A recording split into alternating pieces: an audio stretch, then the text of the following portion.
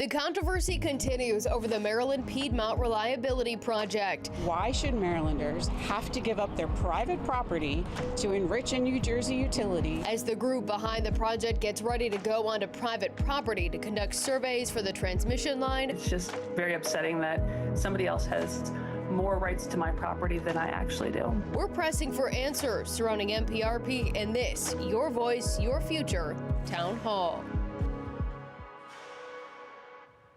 Thank you for joining us for this Fox 45 News, Your Voice, Your Future Town Hall. I'm Mackenzie Frost. Tonight, we're taking a closer look at the controversy surrounding the Maryland Piedmont Reliability Project. The transmission line would cut through Baltimore, Carroll, and Frederick counties. It could use eminent domain to take people's properties. While developers say it's necessary to prevent black and brownouts, others call the transmission line an extension cord from Pennsylvania to data centers in Virginia with no benefit to Marylanders. That's the hardest part to swallow, that this project is not for Maryland. You know, I can only speculate that they picked the line and then backed into the alternatives because, you know, when we were doing our search, you certainly didn't find any of the alternatives. The chair of the Federal Energy Regulatory Commission, otherwise known as FERC, posted on LinkedIn and criticizing spending on transmission lines. While he did not mention MPRP specifically, he did say, quote, transmission should be built to serve consumers with reliable power at least cost, not to serve special interests and policy agendas. Despite the pushback, developers of the transmission line are gearing up to start surveys on private property. Fox 45's Jessica Babb has a look at the latest developments. With the Maryland District Court making its decision. It's just very upsetting that somebody else has more rights to my property than I actually do. Letting Public Service Enterprise Group, the developers behind the debated transmission line on people's private property. Very emotional for us. Residents living along the route, like Raina Gover, are getting these letters saying PSEG and its approved contractors plan to start non-invasive environmental and land surveys in the coming weeks. Heartbroken, I guess, is the best word to describe it, that somebody can come on your property and just do whatever they want, whenever they want. While an appeal is underway, the court so far hasn't issued a ruling preventing the surveys from happening.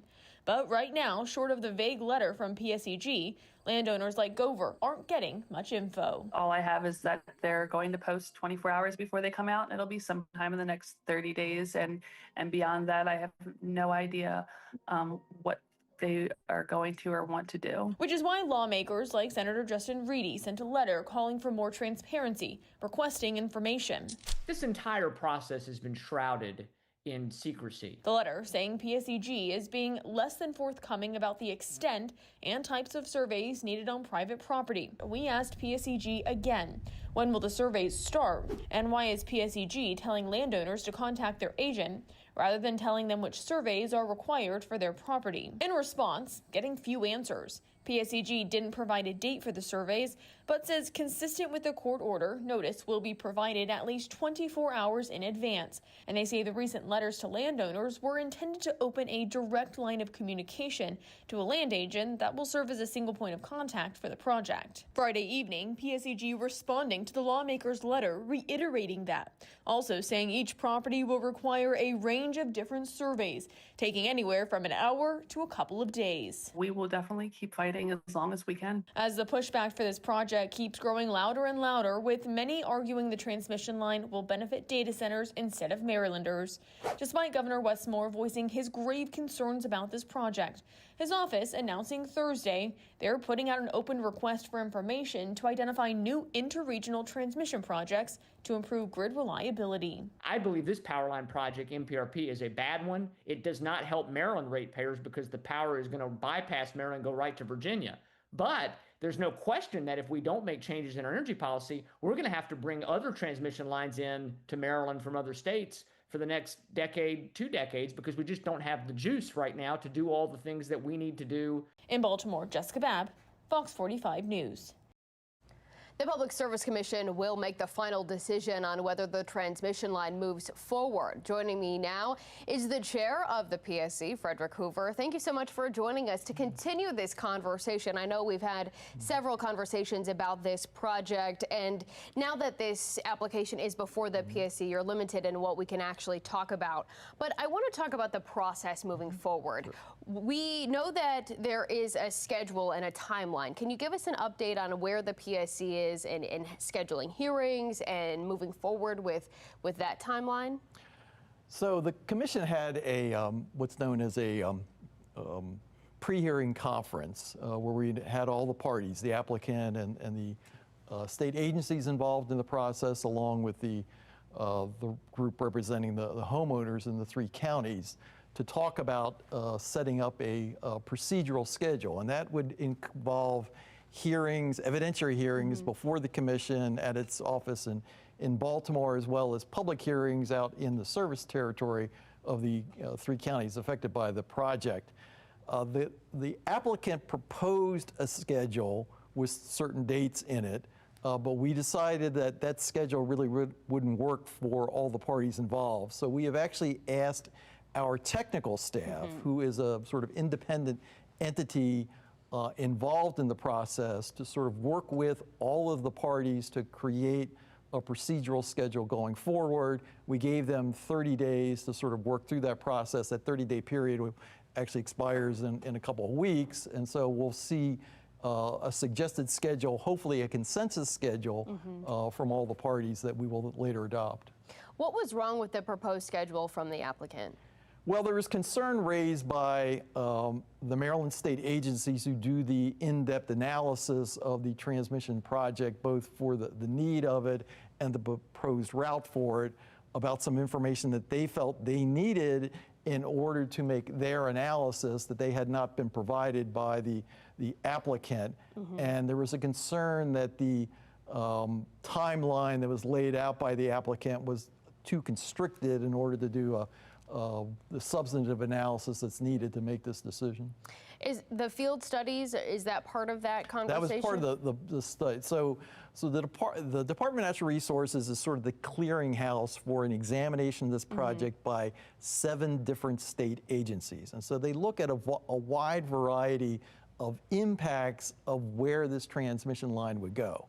So there's 2 questions that the commission has to figure out. One, should this project be built at all? Right. And if the answer to that question is yes, then the question becomes, where's it going to go? Now, the company in its application has suggested a route that they think is the best, but that route was actually one of 10 different routes that were suggested. And one of the questions that the state agencies had was some more information from the applicant about why the other 9 weren't selected.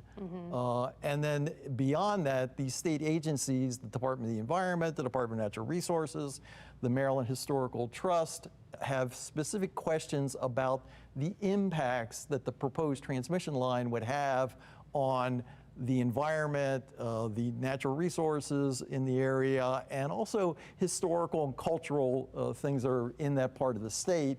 So all those issues need to be examined by the state agencies before they make their recommendation to us about where this transmission line would go if in fact it gets built.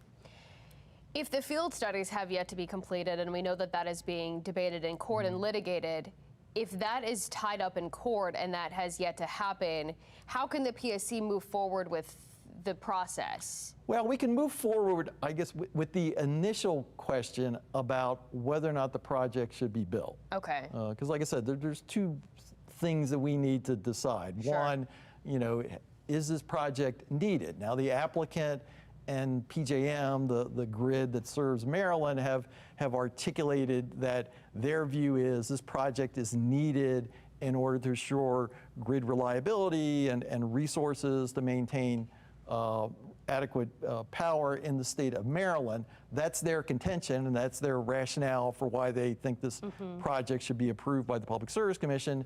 There'll be other parties involved in this proceeding that will be commenting on whether or not they agree with that. Or the third alternative is there some other way to assure the reliability that we need other than just building this transmission line.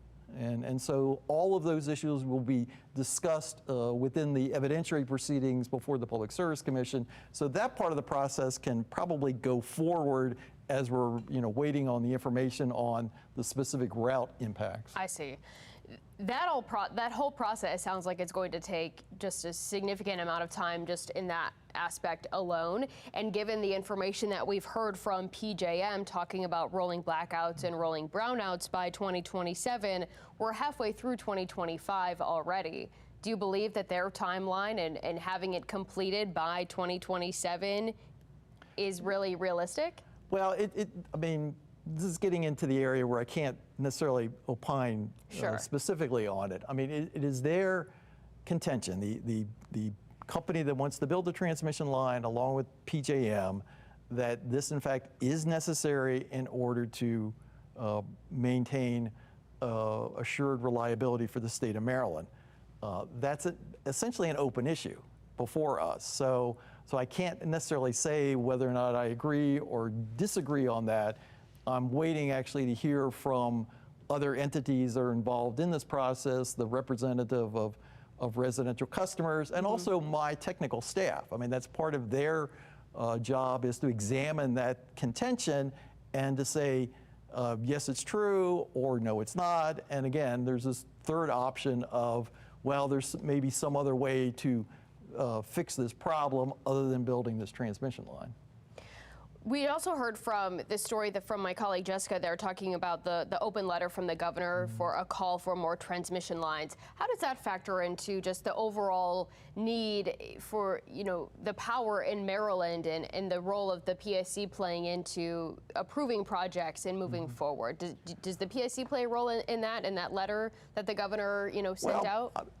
Part of our process is actually, I mean, while we don't run the grid, PJM runs the grid, but any particular energy project, whether it's a power generation facility, and that power generation facility could be a fossil fuel plant. Historically, it was coal plants, then it became natural gas plants. More recently, it's been solar arrays and potentially wind turbines. But any of these energy facilities, along with transmission lines, in order to be constructed in Maryland, they actually have to get the permission from the Public Service Commission. So we're intimately involved in the approval of all of these projects. And in this past session of the General Assembly, we actually were given a new charge by the state legislature and the governor to start to examine what types of projects should be, power projects should be encouraged in the state of Maryland. So we're going to be holding a procurement process where we were looking for potential ideas and proposals on power projects in order to assure that Maryland has enough electricity to supply all the needs we have. Part of that also includes new technologies like battery storage and other new technologies that may allow for generation of electricity at one point of the day and use later on. So it's a mix of things, and so we are involved in that part of the process, which is sort of over and above this specific proceeding that we have. There's a lot of conversation when we're talking about the MPRP is grid reliability and just the need for energy in the state of Maryland. We know that the state imports some 40% of the energy. And listening to the developers of the project will say that this is necessary for the grid reliability. And I know that in previous conversations, you and I have said that, the PSC will make sure that the PSC will do its job to make sure that the lights stay on in the state of Maryland.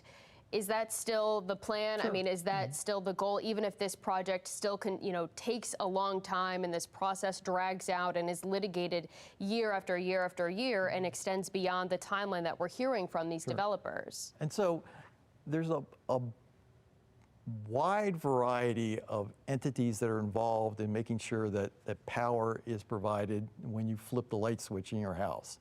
It involves not only state entities like the Public Service Commission, but also involves the local distribution companies, and beyond that now, the people that create power, the power generators, whether they own fossil plants or whether they own renewable facilities.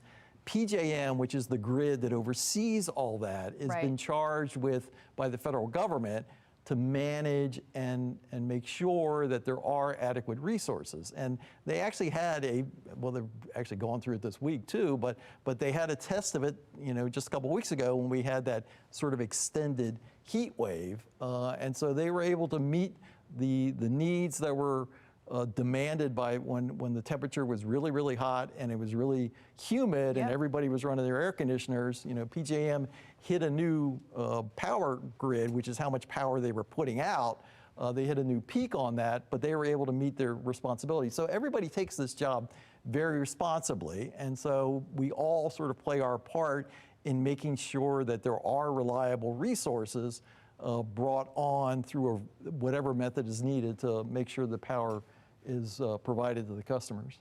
Do you believe that in the application process and in the conversations and the rhetoric surrounding MPRP that there's a bit of almost fear trying to be infused in people in the state of Maryland that if this transmission line isn't built, we're going to see a blackout in the state of Maryland? Well, again, I mean, that's kind of getting too close to the issues related to the substance of the process. I mean, there's been a lot of discussion, both by the people who think the transmission line should be built and the people who think it shouldn't be built about consequences of either thing happening. Right. The Public Service Commission needs to sort of take all into account and make the correct decision. I mean, building a transmission, I will say this, I mean, building a transmission line is one of the most significant infrastructure projects that can be undertaken for the energy system in the state of Maryland, just because of the size of it,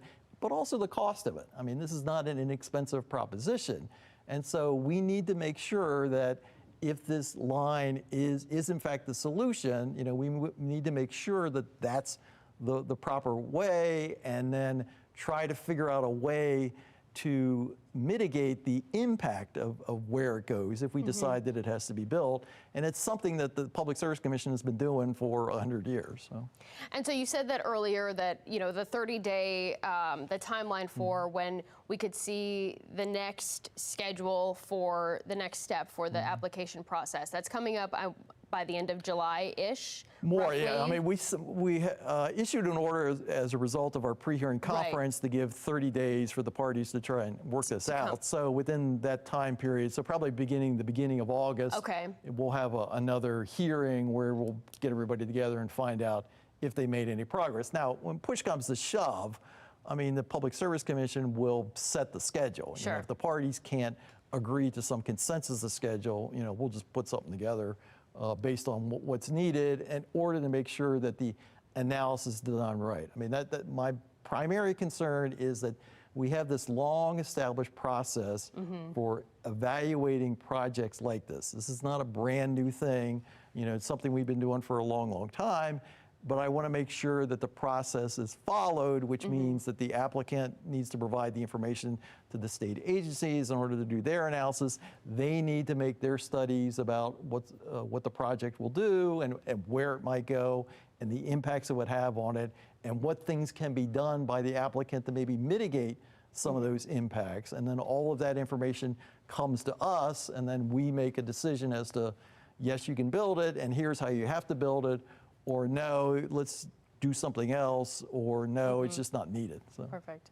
All right, well, PSC Chair Hoover, I appreciate your time and your insight as always. Obviously, this is a conversation that we will continue and a topic we will continue to follow. Thank you so much, and stay with us. Our conversation will continue right after the break.